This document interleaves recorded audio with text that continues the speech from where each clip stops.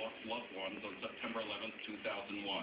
The fight against terror goes on, but tonight America has sent an unmistakable message. No matter how long it takes, justice will be done.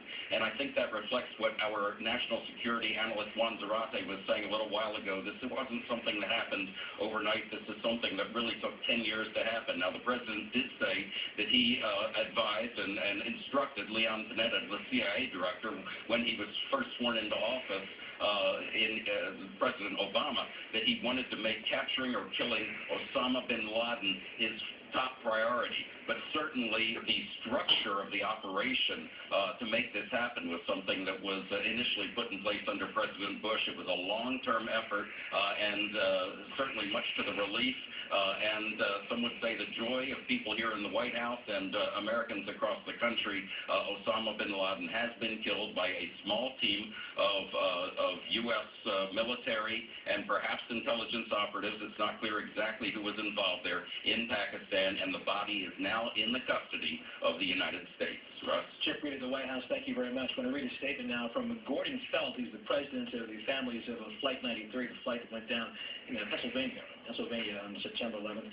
This is important news for us and for the world. It cannot ease our pain or bring back our loved ones.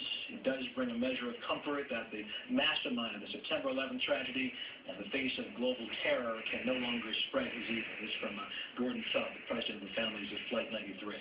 Bob Orr, our terrorism expert and correspondent, is our Washington bureau right now. Bob, in terms of U.S. national security, what impact will this have, do you think? Well, it's going to have a notable impact, Russ. I think they're still trying to figure that out at the highest levels of the U.S. government as to what might be coming next. Pat Newton, one of our reporters, tells us that sources told her there's nothing to suggest any kind of retaliation plot that's in the works, no intelligence in the pipeline that anything is afoot. But out of an abundance of caution, the U.S. is raising security in a number of areas around the country in terms of putting the Joint Terrorism Task Forces on higher alert. I don't want to misspeak here. We're not going to a higher level anywhere. But we're telling the JTTF, the Joint Terrorism Task Forces, to basically keep your eyes open. We're told that the FBI right now is working on a bulletin. We believe it will be more of a routine nature to say, look, bin Laden is dead. There could be some retaliation. We have to be vigilant.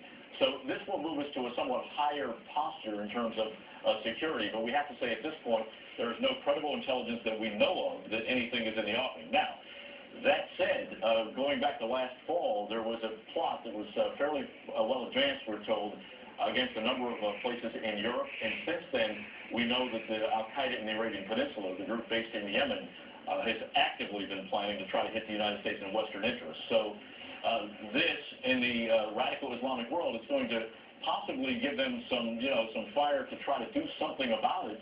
But our folks are going to have to be on watch. Right now, we don't know of anything that might be coming, but needless to say, this does change the stakes somewhat, Russ. Bob Orr in Washington, thank you very much. Our chief national correspondent, Byron Pitts, has been talking to families who lost loved ones on 9/11. Byron, good evening to you. Hi, Russ. What are you hearing from those folks? We talked to John Cartier from Jackson Heights, New York. His brother was killed. He was in your former Department of Homeland Security, whenever something like this happens, a major victory for the United States, a major blow to Al-Qaeda, but at the same time, you have to be on alert for what might be triggered by his death.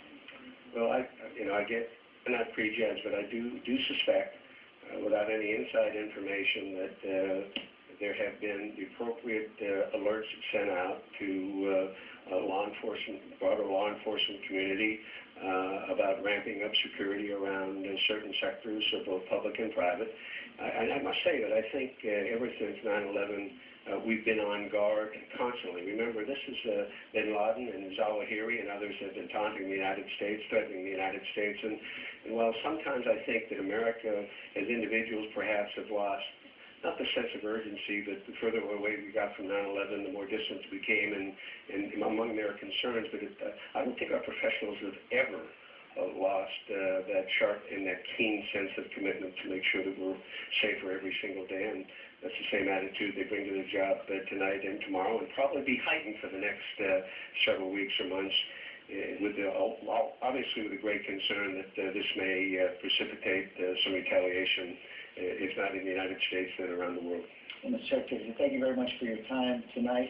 I know how gratified you are by this victory. As well, David Muir here, as the Secretary talks about how this has changed everyone's life. Every time we go into an airport, you're getting more reaction now. Yeah, it's incredible if you think about it. For the last 10 years, Beach, this is mine. L.A. went to work. It's the late retired four-star General Wayne Downing, who was in Baghdad with both you and me. Richard is considered the modern-day father of JSOC and did not live long enough to see this achievement by his men and women tonight. Roger Cressy is a veteran of the National Security Staff in the White House of President George W. Bush. He's with us from Washington tonight. Roger, your former boss, of course, would very much have liked to have been the one to make this announcement during his 2 terms in office. 2 wars were launched in the name of 9/11. People will always debate over the Iraq War being an elective war after that attack, but of course the first CIA boots were on the ground in Afghanistan. Roger, the question for you, knowing the apparatus of national security, we already go through things like airport security because of Osama bin Laden. How will people notice anything different as Monday dawns across this country? Well, Brian, first I go back to the morning of 9/11. I was there in the White House, in the Situation Room, watching as our world changed and thinking how long would it take before we finally killed bin Laden. I thought it would be a matter of days, maybe a matter of weeks. It took us 10 years. And this is a moment of triumph. This is a moment of celebration for us. But as we said, the threat is not going to go away.